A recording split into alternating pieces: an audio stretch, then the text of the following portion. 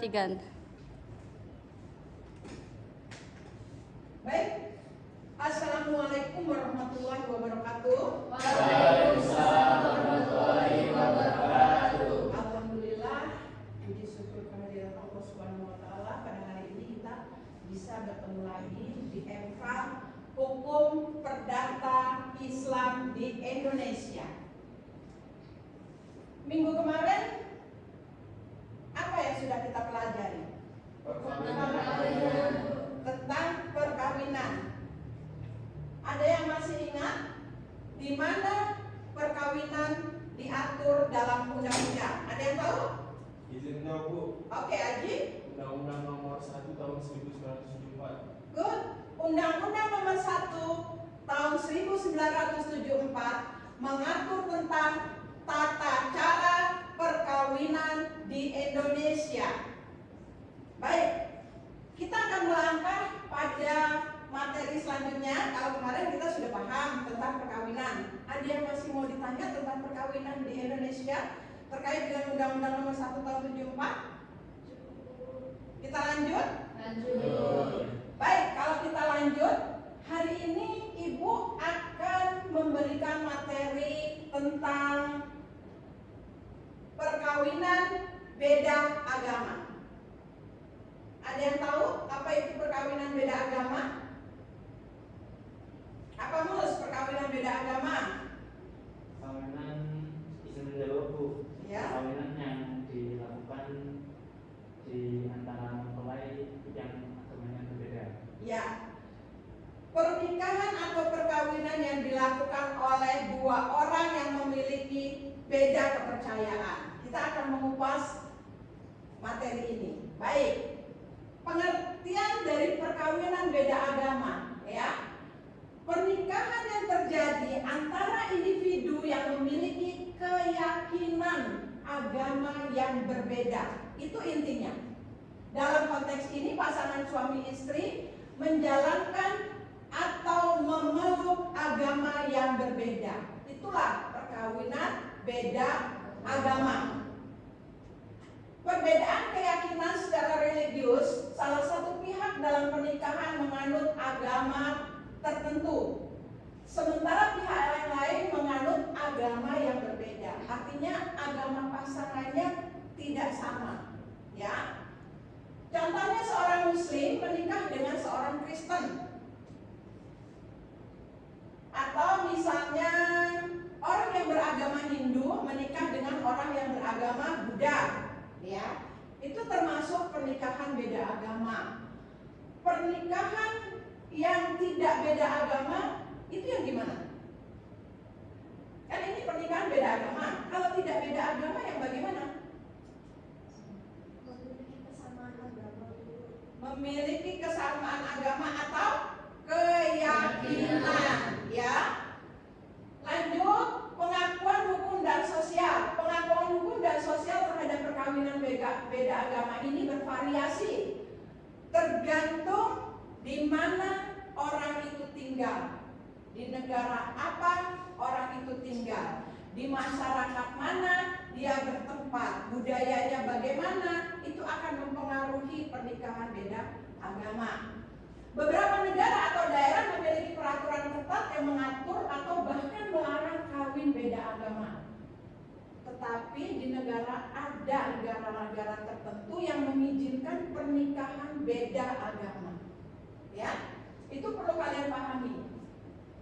Contoh, pasangan Muslim dan Kristen, seorang Muslim menikah dengan seorang Kristen, mereka mungkin menghadapi tantangan dalam ritual keagamaannya, dalam cara mendidik anak-anaknya, pola menerima keluarga besar dan komunitasnya. Misalnya si istri beragama Muslim, dia akan mengadakan pengajian, sementara suaminya beragama Kristen akan mengadakan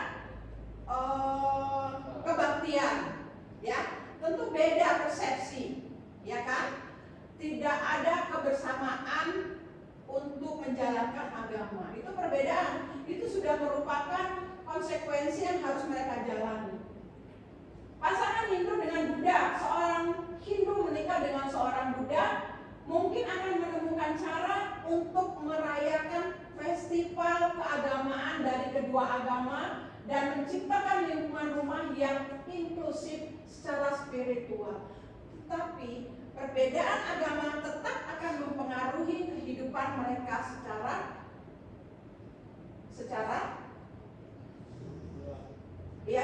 keyakinannya beda, ya, tidak menemukan titik temu. Nah, kembali ke Undang-Undang Nomor 1 Tahun 1974 tentang perkawinan, pada pasal 2 dikatakan perkawinan adalah sah. Perkawinan adalah sah apabila dilakukan menurut hukum masing-masing agamanya dan kepercayaannya itu. Undang-Undang Nomor 2, maksud saya pasal 2 Undang-Undang Nomor 1 Tahun 1974 tentang perkawinan ini sudah menegaskan perkawinan akan sah apabila dilakukan oleh dua orang yang memiliki keyakinan yang sama. Tiap-tiap perkawinan dicatat menurut peraturan perundang-undangan yang berlaku. Peraturan perundang-undangan yang berlaku artinya kembali ke Undang-Undang Nomor 1 tahun 1974. Implementasi praktis berdasarkan pasal 2, perkawinan itu dianggap sah jika dilakukan sesuai dengan hukum agama masing-masing. Ini berarti bahwa secara hukum perkawinan beda agama menjadi masalah karena mayoritas agama di Indonesia ini mengakui, ya maksudnya tidak mengakui, ya, mayoritas di Indonesia tidak mengakui perkawinan beda agama. Pasangan beda agama seringkali menghadapi kesulitan dan mencatatkan perkawinan mereka secara resmi di Indonesia karena adanya beda keyakinan tersebut. Dari Undang-Undang Nomor 1 Tahun 74 ada yang mau ditanya? Kita lanjut kalau sudah paham, ya. Baik, kita akan meninjau fatwa dan panduan dari lembaga keagamaan. Selain Undang-Undang Nomor 1 Tahun 74 yang mengatur tentang perkawinan, lembaga keagamaan seperti MUI atau Majelis Ulama Indonesia dan Konferensi Wali Gereja Indonesia KWI itu juga memainkan peran penting dalam menentukan sah atau tidaknya perkawinan beda agama menurut keyakinan masing-masing. Ada beberapa kasus di mana pasangan beda agama mengajukan permohonan ke pengadilan untuk mendapatkan pengakuan hukum atas perkawinan mereka. Putusan pengadilan ini bervariasi tergantung pada interpretasi daripada si hakim itu terhadap undang-undang perkawinan, dan situasi khusus itu menjadi hal yang urgent bagi si hakim untuk menentukan status hukumnya. Ya. Next, Fatwa MUI Nomor 4 Tahun 2005 tentang perkawinan beda agama dengan tegas memutuskan, menetapkan fatwa tentang perkawinan beda agama ini. Perkawinan beda agama adalah haram dan tidak sah. Perkawinan laki-laki muslim dengan wanita ahlu kitab menurut Ahlul Muhtamad adalah haram dan tidak sah. Artinya apa? Fatwa Nomor 4 Tahun 2005 ini tentang perkawinan beda agama diharamkan, ya, diharamkan atau tidak diperbolehkan. Kembali dari Fatwa MUI, kita beralih ke peraturan dalam kompilasi hukum Islam. KHI atau kompilasi hukum Islam tentang perkawinan beda agama pada pasal 40 mengatakan perkawinan dilarang antara seorang pria dengan seorang wanita tertentu karena hal-hal tersebut. Kalian perhatikan hal-hal yang dimaksud. Karena wanita tersebut masih terikat satu perkawinan dengan pria lain. Artinya apa? Salah satu mempelai masih punya hubungan suami dilarang menikah, ya. Karena wanita tersebut, karena seorang wanita yang sedang dalam masa iddah dengan pria lain, seorang wanita yang baru diceraikan, atau seorang wanita yang baru ditinggal meninggal suaminya, itu juga berada dalam masa iddah. Masa iddah bagi seorang wanita yang diceraikan itu waktunya 40 hari. 90 hari. Sedangkan yang ditinggal meninggal selama lebih dari 90 hari, ya. Mengapa ada perbedaan perselisihan itu? Teknologi mengatakan bahwa apabila seorang wanita yang baru bercerai atau baru ditinggal suaminya tidak boleh melakukan hubungan dengan pria lain, dikarenakan masih ada sidik di dalam tubuh wanita itu yang ditinggalkan oleh pria yang baru bercerai atau wanita yang suami yang sudah meninggal dunia. Untuk menghilangkan sidik yang ada di tubuh wanita itu diperlukan waktu jeda dengan 3 kali menstruasi untuk membersihkan diri si wanita itu. Makanya seorang wanita yang sedang masa iddah dengan pria lain tidak diperbolehkan menikah. Itu yang perlu kalian pahami. Jadi seorang wanita yang sedang dalam masa iddah dilarang menikah. Yang berikutnya seorang wanita yang tidak beragama Islam, ya. Dalam pasal 40 KHI, seorang wanita yang tidak beragama Islam dilarang untuk dinikahi, ya. Pasal 44 mengatakan seorang pria Islam dilarang melangsungkan perkawinan dengan seorang wanita yang tidak beragama Islam. Perhatian buat para pria-pria di rumah di kelas ini, ya. Jangan ini dilakukan. Apabila ini dilakukan berarti kamu melanggar pasal 44 KHI, ya.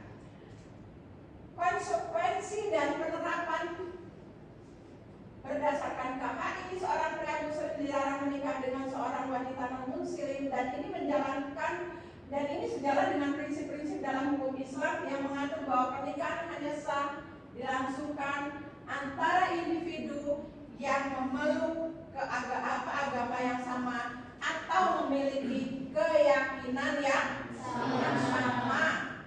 KHI ini sering digunakan oleh pengadilan agama dalam memutuskan perkara-perkara perkawinan, terutama yang melibatkan umat Islam di Indonesia sebagai pedoman atau dasar keputusan hakim, ya.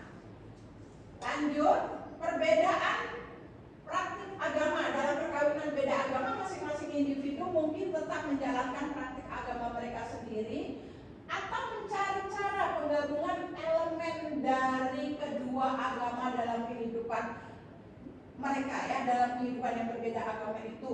Ini dapat mencakup perayaan, misalnya perayaan hari besar, tata cara mendidik anak, bagaimana anak harus memeluk agama, apakah agama orang tuanya yang ibu atau yang ayah. Ini suatu kendala, ini suatu problema yang akan dihadapi apabila kalian menikah beda agama. Persoalan ini akan menjadi serius, ya, bukan hanya ada di cerita-cerita. Tidak seindah cinta yang sedang dibangun kalau sudah memasuki maligai rumah tangga. Nah, solusi bagi perkawinan beda agama menurut KHI, karena KHI melarang perkawinan antara seorang muslim dengan non-muslim, ada beberapa solusi yang diambil. Yang pertama, perpindahan agama. Perpindahan agama, salah satu pasangan memutuskan untuk pindah agama untuk memenuhi persyaratan hukum pada agama yang diikuti salah satu pasangannya, ya. Misalnya Sophie menikah dengan Akma, Sophie beragama Islam, Akma beragama Kristen, maka salah satu harus ikut agamanya. Sophie ikut agama Akma berarti masuk Kristen, atau Akma ikut agama Sophie berarti masuk Islam. Itu adalah salah satu solusi, ya, agar pernikahannya sah di mata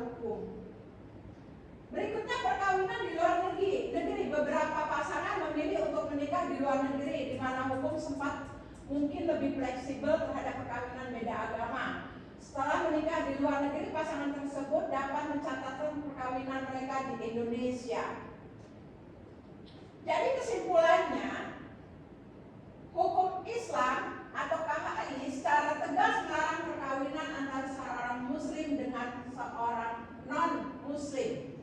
Oleh karena itu, pasangan beda agama yang ingin menikah di Indonesia seringkali harus mempertimbangkan solusi lain seperti pindah agama atau menikah di luar negeri.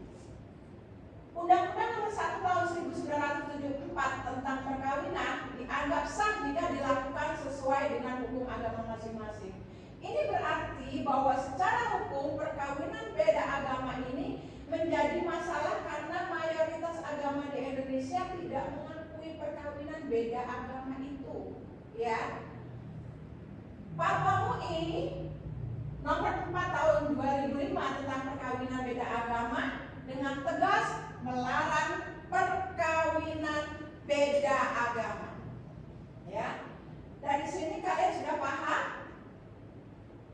Paham? Ada yang mau ditanya? Silakan, yang mau nanya ya. Siapa yang mau nanya? Pasti ada hal-hal yang mungkin kurang jelas ya, kurang paham. Ibu izin bertanya, Bu.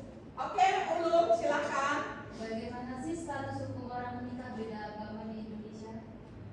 Status orang menikah beda agama di Indonesia menurut Undang-Undang Nomor 1 Tahun 1974 tidak sah bila pernikahan dilakukan dengan beda keyakinan.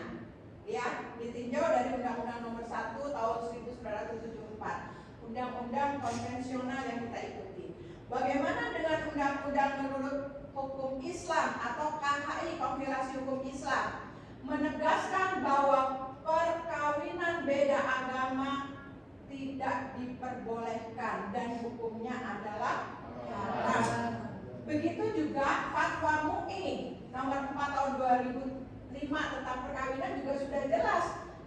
Artinya perkawinan beda agama itu tidak sah dan apa?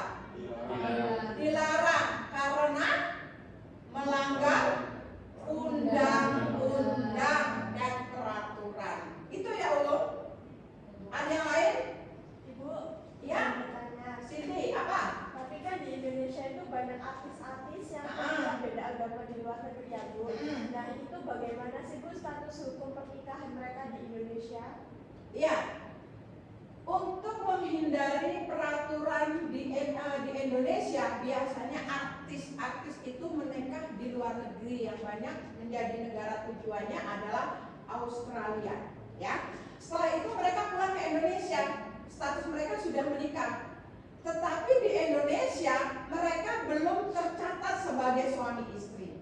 Maka mereka yang sudah menikah di luar negeri akan mencatatkan dirinya ke mana?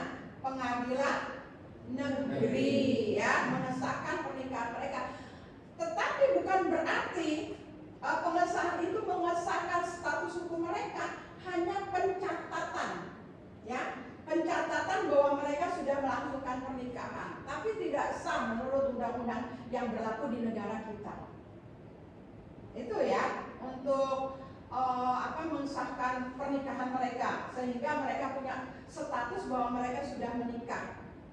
Tapi di Indonesia tetap mengatakan selama dia tidak mengikuti aturan Undang-Undang Nomor 1 Tahun 74 dan kompilasi hukum Islam di Indonesia, pernikahan itu tetap dinyatakan tidak sah, hanya tercatat. Ya, paham? Ada yang mau nanya lagi? Apa toh? Ini apa dampak yang timbul dari perkawinan beda agama? Dampak terhadap apa nih? Terhadap misalnya dari keturunan atau harta waris. Harta warisnya ya. Dampaknya banyak sekali ya. Karena pernikahan itu beda agama, untuk anak yang lahir dari perkawinan beda agama kesulitan untuk mengajarkan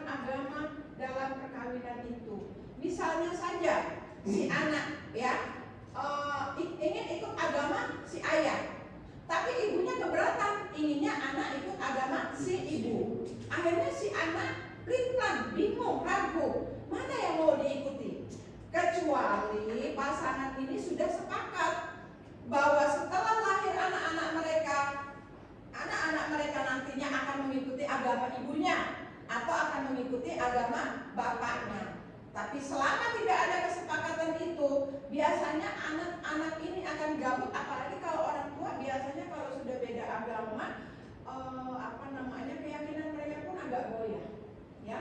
Sementara dalam hukum Islam kita tidak boleh merayakan hari raya lain, ya, karena itu sama saja kita mengikuti agama itu, iya kan?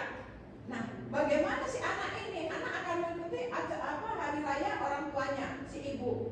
Sebentar kemudian dia mengikuti hari raya si ayah, ya. Untuk hal itu juga satu persoalan yang harus ditangani dengan baik. Sehingga harus ada komitmen antara si suami atau si istri agar nantinya bisa memberikan kepastian kepada si anak mau ikut agama yang mana. Masalah warisan, kita akan mengikuti warisan itu dari mana? Aturan dari mana? Apakah dia mengikuti aturan dari hukum Islam, hukum adat, ya kan? Atau hukum perdata? Tergantung dari yang mau diikuti. Tapi kalau mereka beda agama, itu pasti juga kalau misalnya mau mengikuti hukum waris secara hukum Islam, pasangan yang lain akan keberatan. Kalau mau mengikuti secara hukum perdata atau hukum yang umum misalnya, ya, pasti yang pasangan muslim akan merasa terganggu. Nah, itu juga nantinya akan muncul problem. Bagaimana dengan pergaulan lingkungan misalnya? Si keluarga itu tadi melakukan hubungan dengan sosialisasi dengan masyarakatnya, itu juga akan mempengaruhi. Belum lagi anak-anak yang nantinya akan dibully, ya. Itu persoalan. Pikirkan dengan baik kalau kamu ingin melakukan pernikahan beda agama. Ibu sangat berharap ini tidak terjadi di kelas ini, ya. Lanjut, masih ada yang mau nanya lagi? Oke, Sophie, apa Pi? Terus kalau di Indonesia pasangan yang ingin melangsungkan pernikahan beda agama itu gimana? Misal mau nikah antara agama Islam sama Kristen. Sudah dijelaskan bahwa di Indonesia tidak ada, ya, peraturan atau undang-undang yang mengatur tentang pernikahan beda agama. Yang biasa kita temui orang menikah beda agama biasanya begini. Misalnya suaminya Islam, perempuannya Kristen, maka si suami itu akan mengadakan upacara pernikahan di rumah keluarga suami, dan si istri juga nanti akan melakukan pemberkatan di gereja misalnya. Seandainya ini dilakukan, si suami otomatis masuk gereja dan dia mengikuti tata upacara itu. Sebaliknya si istri juga mengikuti tata upacara itu. Jadi pengesahannya secara undang-undang tidak ada. Karena kita tahu Undang-Undang Nomor 1 KHI, terus Fatwa MUI sudah menetapkan perkawinan beda agama itu tidak diperbolehkan. Biasanya mereka menikah secara, kalau bahasanya orang Islam itu siri, ya. Mereka menikah di suatu tempat, kemudian baru mereka mencatatkan dirinya. Mereka juga bisa mencatatkan di pengadilan agama, tetapi hanya dicatat. Ingat itu, ya, hanya dicatat, ya. Karena mereka tetap melanggar aturan undang-undang yang berlaku dan perkawinannya tetap dianggap tidak sah. Tapi kalau sudah cinta kadang-kadang nerabas saja, ya. Cinta rasanya seperti apa? Tai ayam menjadi rasa coklat. Baik, ada yang masih mau tanya lagi? Gimana? Sudah jelas perkawinan beda agama? Semoga hal ini tidak terjadi pada kalian, ya, sehingga kalian tidak melakukan pernikahan beda agama ini.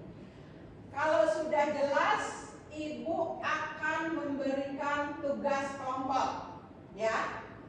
Yang pertama, kita akan membentuk kelompok tugas. Kelompok 1 itu untuk yang nomor hidup mahasiswanya ganjil, ya.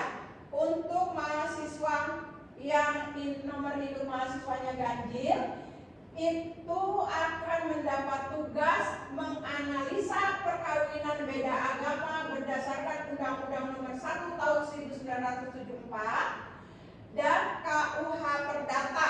Silakan dicatat untuk kelompok 1 yang bernim ganjil. Kelompok 2 adalah mahasiswa yang nomor induknya genap. Ya, mahasiswa yang nomor induknya genap adalah kelompok 2, tugasnya menganalisa perkawinan beda agama berdasarkan KHI dan MUI atau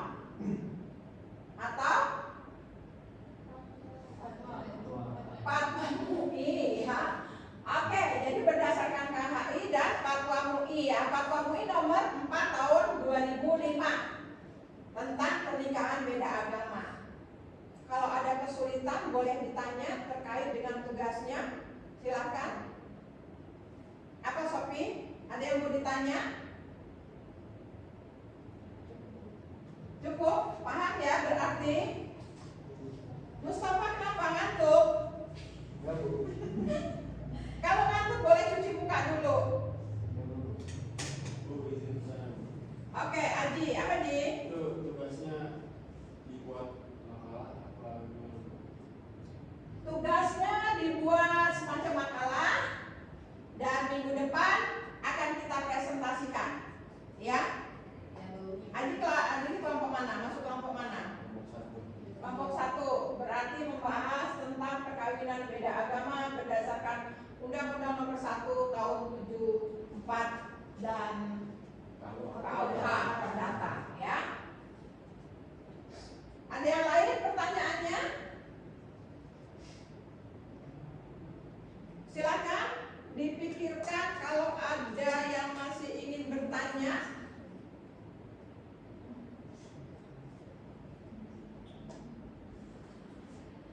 Baik, kalau nggak ada yang bertanya, Ibu akan memberikan tadi sudah tugas kelompok ya. Kita akan tes post test. Silakan membuka buku, ambil kertas lembar, catat pertanyaan Ibu. Langsung aja ya, langsung jawabannya aja ya. Langsung jawabannya saja. Nomor 1. Silahkan, sudah siap? Tulis nama, nomor induk mahasiswa.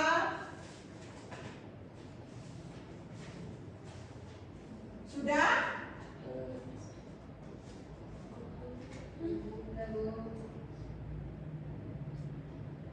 Apakah di daerah kalian ada? Apakah di daerah kalian ada orang yang berumah tangga dengan keyakinan yang berbeda seperti Ibu terangkan tadi?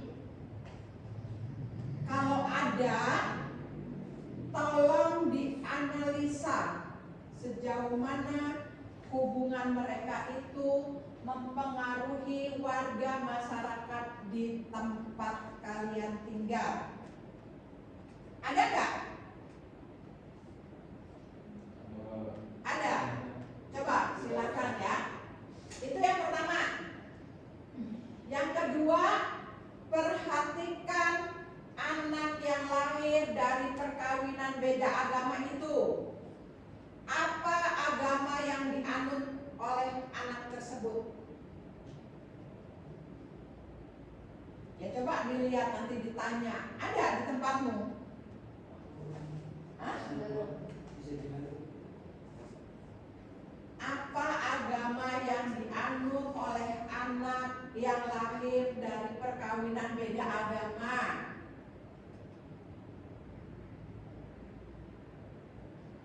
Ya, udah cukup 2 itu saja.